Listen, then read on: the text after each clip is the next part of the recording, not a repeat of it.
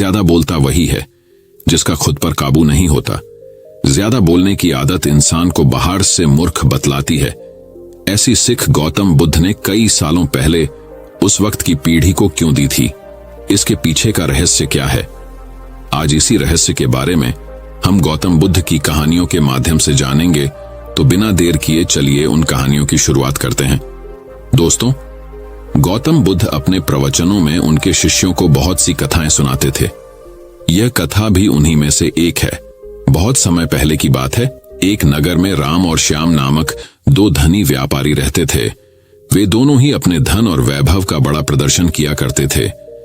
एक दिन राम अपने मित्र श्याम के घर उससे भेंट करने के लिए गया। राम ने देखा कि श्याम का घर बहुत विशाल और 3 मंजिला था। 2500 साल पहले 3 मंजिला घर होना बड़ी बात थी और उसे बनाने के लिए बहुत धन और कुशल वास्तुकार की आवश्यकता होती थी। राम ने यह भी देखा कि नगर में सभी निवासी श्याम के घर को बड़े विस्मय से देखते थे और उसकी बहुत बड़ाई करते थे। अपने घर वापसी पर राम बहुत उदास था कि श्याम के घर ने सभी का ध्यान खींच लिया था।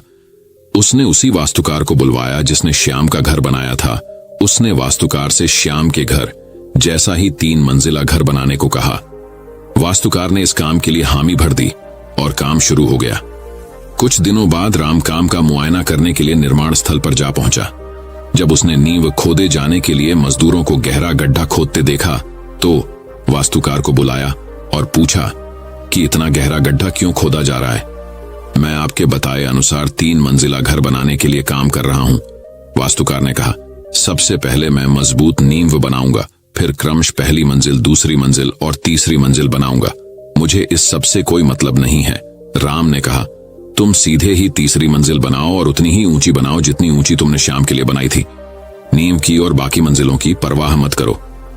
वास्तुकार ने कहा, ऐसा तो नहीं हो सकता।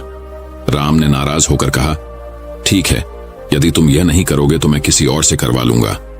उस नगर में कोई भी वास्तुकार नींव के बिना वह घर नहीं बना सकता था। फलत वह घर कभी न बन पाया। अंततः किसी भी बड़े कार्य को संपन्न करने के लिए उसकी नींव सबसे मजबूत बनानी चाहिए एवं काम को योजनाबद्ध तरीके से किया जाना चाहिए। हमें इस कहानी से सीख मिलती है कि जल्दबाजी में किया गया या करवाया गया काम सफल नहीं हो पाता। वही दोस्तों, दूसरी कहानी कुछ इस प्रकार है। एक अत्यंत गरीब परिवार का एक बेरोजगार युवक नौकरी की तलाश में किसी दूसरे शहर जाने के लिए रेलगाड़ी से सफर कर रहा था। घर में कभी कभार ही सब्जी बनती थी, इसलिए उसने रास्ते में खाने के लिए सिर्फ रोटियां ही रखी थीं। आधा रास्ता गुजर जाने के बाद उसे भूख लगने लगी और वह टिफिन में से रोटियां निकालकर खाने लगा।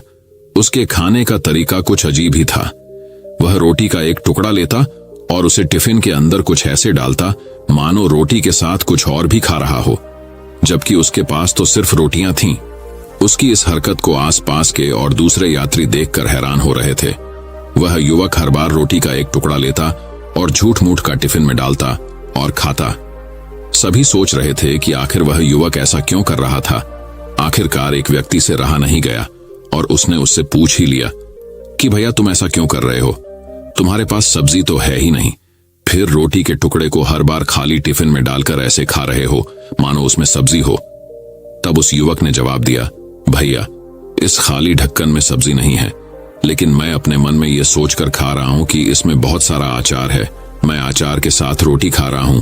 फिर व्यक्ति ने पूछा, खाली ढक्कन में अचार सोचकर सूखी रोटी को खा रहे हो, तो क्या तुम्हें अचार का स्वाद आ रहा है?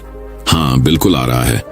मैं रोटी के साथ अचार सोचकर खा रहा हूं और मुझे बहुत अच्छा भी लग रहा है, युवक ने जवाब दिया। उसके इस बात को आसपास के यात्रियों ने भी सुना और उन्हीं में से एक व्यक्ति बोला, जब सोचना ही था तो तुम अचार की जगह पर मटर पनीर सोचते, शाही गोभी सोचते, तुम्हें इनका स्वाद मिल जाता।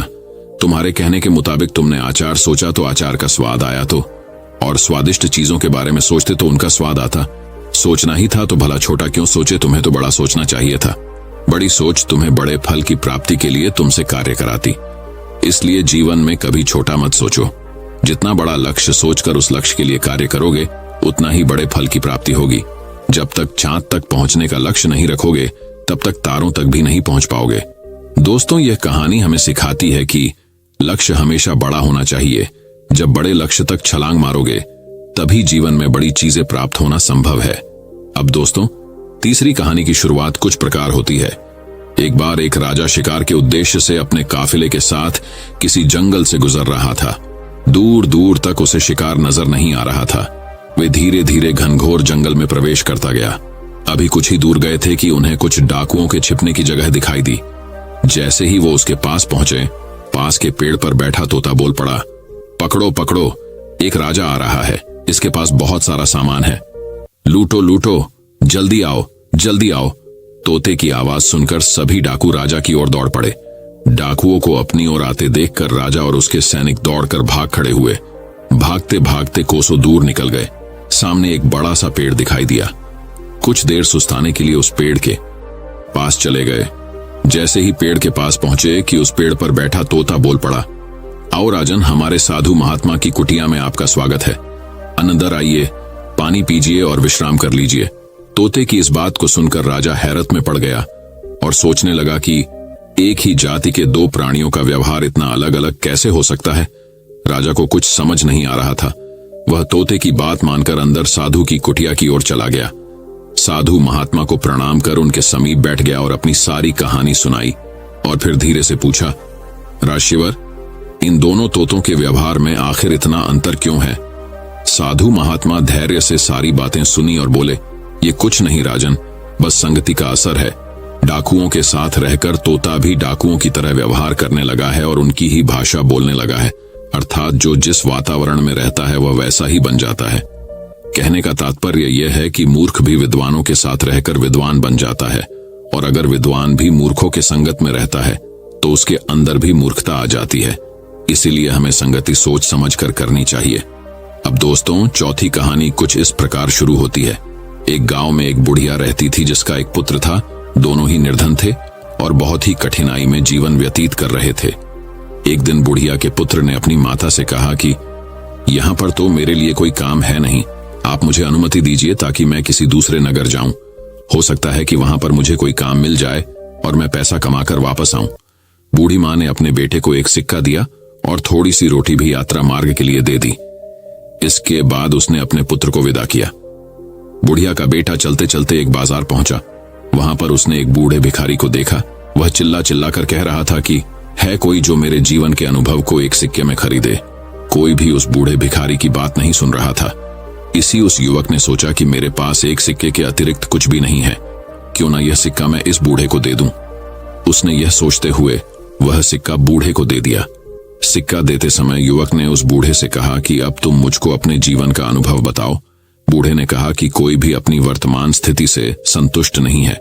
वह सोचता है कि इस स्थान से किसी दूसरे स्थान पर जाऊं ताकि मेरी स्थिति बेहतर हो जाए। बूढ़े ने कहा कि मेरे हिसाब से तो वह स्थान उचित है जहां पर मन को शांति मिले। प्रसन्नता महत्वपूर्ण है, न कि स्थान। बूढ़े की बात सुनने के पश्चात युवा आगे बढ़ गया और चलते चलते एक जंगल में पहुंचा। वहां पर उसने देखा कि बहुत से लोग एक कुएं के किनारे जमा हैं। उसने उन लोगों से पूछा कि क्या हुआ। लोगों ने कहा कि इस आशा के साथ हमारा कारवां यहाँ पर आया था कि इस कुएं से पानी निकालकर पिएगा। अब हम स्वयं प्यासे हैं और हमारे पशु भी प्यासे हैं। हमने कुएं से पानी निकालने के लिए कई बार रस्सी में बाल्टी बांधकर कुएं में डाली और हर बार रस्सी टूट गई और बाल्टी कुएं में गिर गई। अंत में हमने एक व्यक्ति को कुएं में भेजा ताकि वह हमारी बाल्टियों को वापस ले आए, किंतु वह भी वापस नहीं आया। पता नहीं कुएं में क्या है। युवक जो अपने घर से काम के लिए ही निकला था, उसने यह सोचा कि इन लोगों को अपनी योग्यता और क्षमता को प्रदर्शित करने का यह बहुत अच्छा अवसर है। हो सकता है कि कारवां के लोग इसे देखकर मुझे कोई काम सौंप दें। उसने कारवां वालों को संबोधित करते हुए कहा कि यदि आप अनुमति दें तो मैं कुएं में जाकर देखूं कि वहां पर क्या है। कारवां वालों ने उसे तुरंत ही कुएं में जाने की अनुमति दे दी, क्योंकि वे स्वयं इस कार्य से डर रहे थे। उन्होंने युवक की कमर में रस्सी बांधी और उसे कुएं में भेज दिया। वह दीवार के सहारे धीरे धीरे कुएं में उतर रहा था। जैसे ही वह पानी के निकट पहुंचकर बाल्टियों को ढूंढने का प्रयास कर रहा था, एकदम से उसने एक बहुत बड़े काले देव को देखा। देव ने उससे कहा कि तुम यहां पर क्या कर रहे हो। देव को देखकर नौजवान डर गया। उसने देव को सलाम किया। इस पर देव हंसा और बोला, सलाम सुरक्षा लाता है। तुम मुझको एक सज्जन युवक लग रहे हो। मैं तुमसे एक प्रश्न करना चाहता हूं। यदि तुमने मेरे प्रश्न का सही उत्तर दे दिया तो मैं तुम्हें यह अनुमति दूंगा कि कुएं से पानी लेकर सुरक्षित वापस चले जाओ। यदि तुमने मेरी बात का सही उत्तर नहीं दिया तो मैं तुमको भी उन्हीं लोगों की भांति यहां पर बंदी बनाऊंगा जो तुमसे पहले यहां पर आए थे। ऐसे में युवक ने सोचा कि तुम्हें क्या परेशानी थी जो यहां पर आए, लेकिन अब इन बातों से कोई लाभ नहीं था। सोच विचार उसने देव से कहा कि ठीक है, मुझको तुम्हारी बात का स्वीकार है, तुम अपना प्रश्न पूछो। देव ने युवा से कहा कि यह बताओ कि खुशी कहाँ है। देव का प्रश्न सुनकर युवा ने कहा कि मालूम है कि खुशी तो धरती पर ही है। फिर उसने सोचा कि यदि मैं उसको यही उत्तर दूंगा तो हो सकता है कि उसे बुरा लगे, क्योंकि उसका घर तो अंधेरे कुएं में है। अभी वह यह सोच ही रहा था कि युवक को बूढ़े फकीर की बात याद आई। बूढ़े की बात जैसे ही उसके मन में आई वह बहुत प्रसन्न हुआ। इसके बाद उसने देव से कहा कि जानते हो खुशी कहाँ है? जहां पर मन प्रसन्न है वहीं पर खुशी है। उसकी बात सुनकर देव बहुत प्रसन्न हुआ। उसने कहा कि तुम्हारी बातों से पता चलता है कि तुम बहुत समझदार और अनुभवी हो। तुमसे पहले जिससे मैंने यह प्रश्न किया था उसने मुझसे कहा था कि धरती पर पाए जाने वाले बाग खुशी का स्थल है, जबकि मुझको तो यही स्थान अच्छा लगता है और मैं इसे ही पसंद करता हूं। देव ने कहा कि जाओ, बाल्टियों को ले जाओ, मैं तुमको 3 अनार दूंगा।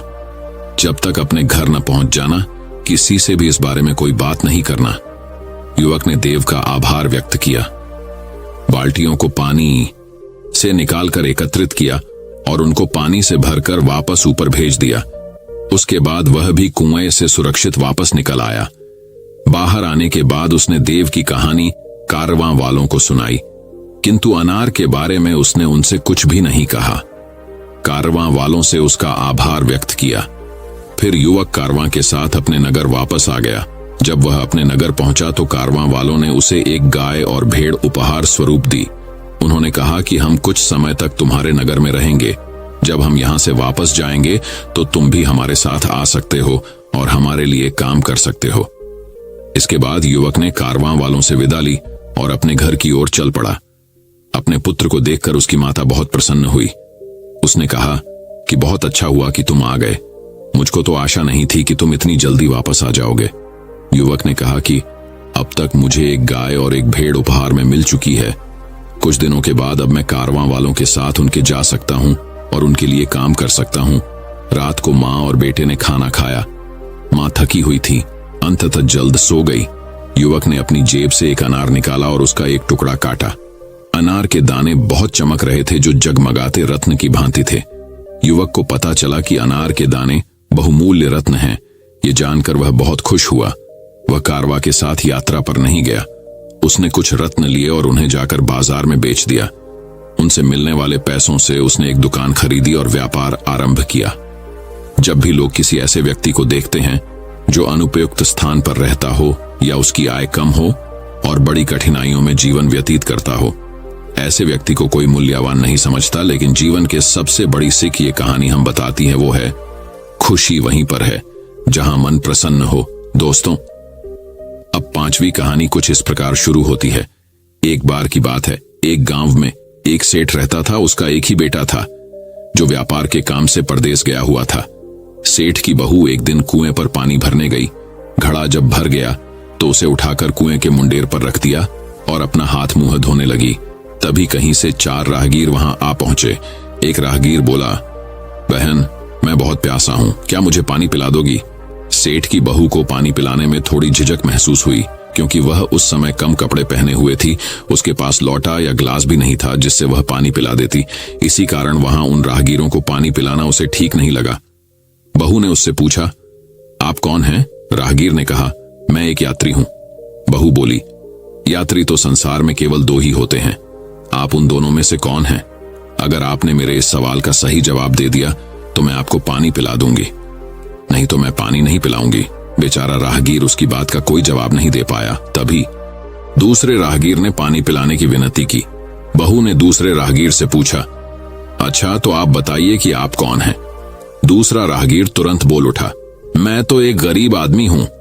सेठ की बहू बोली, भैया, गरीब तो केवल 2 ही होते हैं, आप उनमें से कौन हैं? प्रश्न सुनकर दूसरा राहगीर चकरा गया। उसको कोई जवाब नहीं सूझा तो वह चुपचाप हट गया। तीसरा राहगीर बोला, बहन, मुझे बहुत प्यास लगी है, ईश्वर के लिए तुम मुझे पानी पिला दो। बहू ने पूछा, अब आप कौन हैं? तीसरा राहगीर बोला, बहन, मैं तो एक अनपढ़ गंवार हूं। यह सुनकर बहू बोली, अरे भाई, अनपढ़ गंवार तो इस संसार में बस दो ही होते हैं, आप उनमें से कौन हैं? बेचारा तीसरा राहगीर भी कुछ बोल नहीं पाया। अंत में चौथा राहगीर आगे आया और बोला, बहन, मेहरबानी करके मुझे पानी पिला दें। प्यासे को पानी पिलाना तो बड़े पुण्य का काम होता है। सेठ की बहू बड़ी ही चतुर और होशियार थी। उसने चौथे राहगीर से पूछा, आप कौन हैं? वह राहगीर अपनी खींच छिपाते हुए बोला, मैं तो बहन बड़ा ही मूर्ख हूं। बहू ने कहा, मूर्ख तो संसार में केवल दो ही होते हैं, आप उनमें से कौन हैं? वह बेचारा भी उसके प्रश्न का उत्तर नहीं दे सका। चारों पानी पिए बगैर ही वहां से जाने लगे तो बहू बोली, यहां से थोड़ी ही दूर पर मेरा घर है, आप लोग कृपया वहीं चलिए, मैं आप लोगों को पानी पिला दूंगी। चारों राहगीर उसके घर की तरफ चल पड़े। बहू ने इसी बीच पानी का घड़ा उठाया और छोटे रास्ते से अपने घर पहुंच गई। उसने घड़ा रख दिया और अपने कपड़े ठीक तरह से पहन लिए। इतने में वे चारों राहगीर उसके घर पहुंच गए। बहू ने उन सभी को गुड़ दिया और पानी पिलाया। पानी पीने के बाद वे राहगीर अपनी राह पर चल पड़े। सेठ उस समय घर में एक तरफ बैठा यह सब देख रहा था। उसे बड़ा दुख हुआ। वह सोचने लगा, इसका पति तो व्यापार करने के लिए परदेश गया है और यह उसकी गैर हाजिरी में पराये मर्दों को घर बुलाती है, उनके साथ हंसती बोलती है। इसे तो मेरा भी लिहाज नहीं है। यह सब देख अगर मैं चुप रह गया तो आगे से इसकी हिम्मत और बढ़ जाएगी।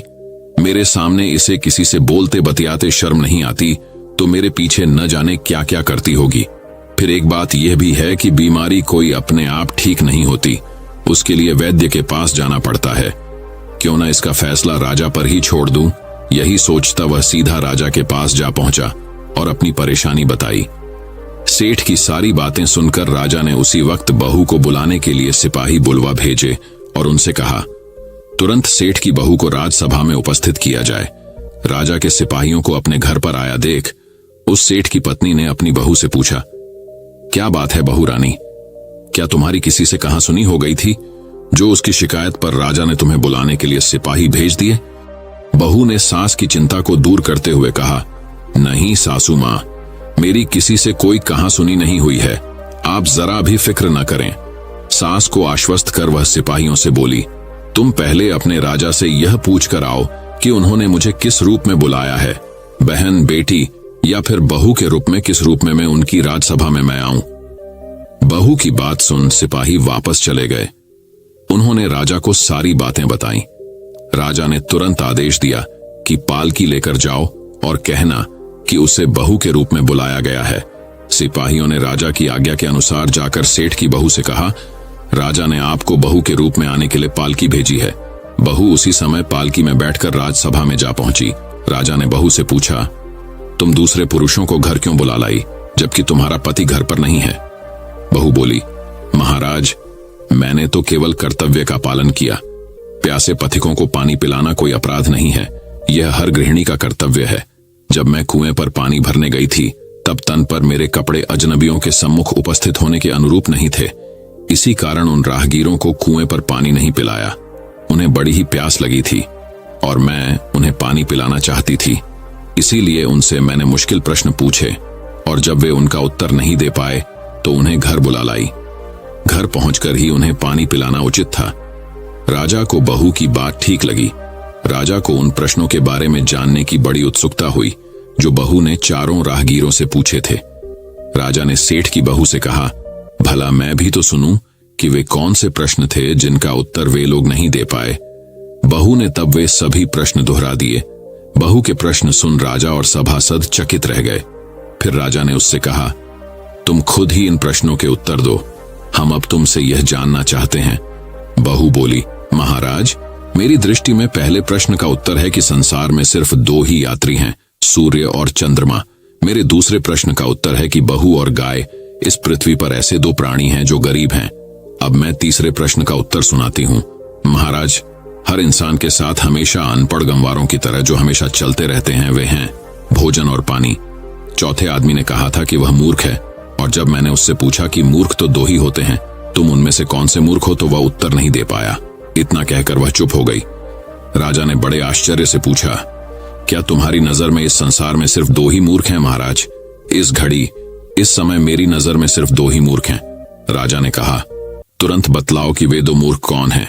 इस पर बहू बोली, महाराज मेरी जान बख्श दी जाए तो मैं इसका उत्तर दूं। राजा को बड़ी उत्सुकता थी यह जानने की कि वे 2 मूर्ख कौन हैं। सो उसने तुरंत बहू से कह दिया, तुम निसंकोच होकर कहो, हम वचन देते हैं तुम्हें कोई सजा नहीं दी जाएगी। बहू बोली, महाराज मेरे सामने इस वक्त बस 2 ही मूर्ख हैं। फिर अपने ससुर की ओर हाथ जोड़कर कहने लगी, पहले मूर्ख तो मेरे ससुर जी हैं, जो पूरी बात जाने बिना ही अपनी बहू की शिकायत राज दरबार में की। अगर इन्हें शक हुआ ही था तो ये पहले मुझसे पूछ तो लेते, मैं खुद ही इन्हें सारी बातें बता देती। इस तरह घर परिवार की बेइज्जती तो नहीं होती। ससुर को अपनी गलती का एहसास हुआ, उसने बहू से माफी मांगी। बहू चुप रही। राजा ने तब पूछा, और दूसरा मूर्ख कौन है? बहू ने कहा, दूसरा मूर्ख खुद इस राज्य का राजा है, जिसने अपनी बहू की मान मर्यादा का जरा भी ख्याल नहीं किया और सोचे समझे बिना ही बहू को भरी राजसभा में बुलवा लिया। बहू की बात सुनकर राजा पहले तो क्रोध से आग बबूला हो गया, परंतु तभी सारी बातें उसकी समझ में आ गईं। समझ में आने पर राजा ने बहू को उसकी समझदारी और चतुराई की सराहना करते हुए उसे ढेर सारे पुरस्कार देकर सम्मान सहित विदा किया। दोस्तों, अब छठी कहानी कुछ इस प्रकार शुरू होती है। बहुत समय पहले की बात है। एक गांव में एक धनी सेठ रहता था। उसके बंगले के पास एक जूते सिलने वाले गरीब मोची की एक छोटी सी दुकान थी। उस मोची की एक खास आदत थी कि वो जब भी जूते सिलता तो भगवान के भजन गुनगुनाता रहता था। लेकिन सेठ ने कभी उसके भजनों की तरफ ध्यान ही नहीं दिया। एक दिन सेठ व्यापार के सिलसिले में विदेश गया और घर लौटते वक्त उसकी तबीयत बहुत खराब हो गई। लेकिन पैसे की कोई कमी तो थी नहीं, सो देश विदेशों से डॉक्टर, वैद्य, हकीमों को बुलाया गया, लेकिन कोई भी सेठ की बीमारी का इलाज नहीं कर सका। अब सेठ की तबीयत दिन प्रतिदिन खराब होती जा रही थी। वह चल फिर भी नहीं पाता था। एक दिन वह घर में अपने बिस्तर पे लेटा था। अचानक उसके कान में मोची के भजन गाने की आवाज सुनाई दी। सेठ को आज मोची के भजन कुछ अच्छे लग रहे थे। कुछ ही देर में सेठ इतना मंत्रमुग्ध हो गया कि उसे ऐसा लगा जैसे वो साक्षात परमात्मा से मिलन कर रहा हो। मोची के भजन सेठ को उसकी बीमारी से दूर लेते जा रहे थे। कुछ देर के लिए सेठ भूल गया कि वह बीमार है। उसे अपार आनंद की प्राप्ति हुई। कुछ दिन तक यही सिलसिला चलता रहा। अब धीरे धीरे सेठ के स्वास्थ्य में सुधार आने लगा। एक दिन उसने मोची को बुलाया और कहा, मेरी बीमारी का इलाज बड़े बड़े डॉक्टर नहीं कर पाए, लेकिन तुम्हारे भजन ने मेरा स्वास्थ्य सुधार दिया। ये लो 1000 रुपए इनाम। मोची खुश होते हुए पैसे लेकर चला गया। लेकिन उस रात मोची को बिल्कुल नींद नहीं आई। वो सारी रात यही सोचता रहा कि इतने सारे पैसों को कहां छुपा कर रखूं और इनसे क्या क्या खरीदना है। इसी सोच की वजह से वो इतना परेशान हुआ कि अगले दिन वो काम पे भी नहीं जा पाया। अब भजन गाना तो जैसे वो भूल ही गया था। मन में खुशी थी पैसे की। अब तो उसने काम पर जाना ही बंद कर दिया और धीरे धीरे उसकी दुकानदारी भी चौपट होने लगी। इधर सेठ की बीमारी फिर से बढ़ती जा रही थी। एक दिन मोची सेठ के बंगले में आया और बोला, सेठ जी, आप अपने ये पैसे वापस रख लीजिए। इस धन की वजह से मेरा धंधा चौपट हो गया। मैं भजन गाना ही भूल गया। इस धन ने तो मेरा परमात्मा से नाता ही तुड़वा दिया। मोची पैसे वापस करके फिर से अपने काम में लग गया। मित्रों, ये एक कहानी मात्र नहीं है, ये एक सीख है कि किस तरह हम पैसों का लालच हमको अपनों से दूर ले जाता है। हम भूल जाते हैं कि कोई ऐसी शक्ति भी है जिसने हमें बनाया है। आज के माहौल में ये सब बहुत देखने को मिलता है। लोग 24 घंटे सिर्फ जॉब की बात करते हैं, बिजनेस की बात करते हैं, पैसों की बात करते हैं। हालांकि धन जीवन यापन के लिए बहुत जरूरी है, लेकिन उसके लिए अपने अस्तित्व को भूल जाना मूर्खता ही है। आप खूब पैसा कमाइए, लेकिन साथ ही साथ अपने माता पिता की सेवा करिए, दूसरों के हित की बातें सोचिए। यही इस कहानी की शिक्षा है। दोस्तों, मैं उम्मीद करता हूं कि यह कहानी सुनने से आपके जीवन में अच्छे बदलाव आए होंगे। आपको इस वीडियो से क्या सीखने मिला, ये कमेंट करके जरूर बताएं और अपने परिवार, दोस्तों या आपके करीबी इंसान के साथ ये कहानी शेयर करके उन्हें भी इस ज्ञान से परिचित करवाए। बाकी अगर आपको ये वीडियो दिल से अच्छी लगी हो तभी इस वीडियो को लाइक कर देना, और आपने अब तक इस चैनल को सब्सक्राइब न किया हो तो चैनल को सब्सक्राइब भी जरूर कर देना। आपका हर दिन शुभ हो और खुशियों से आपका जीवन भरा रहे। धन्यवाद। नमो बुद्धाय।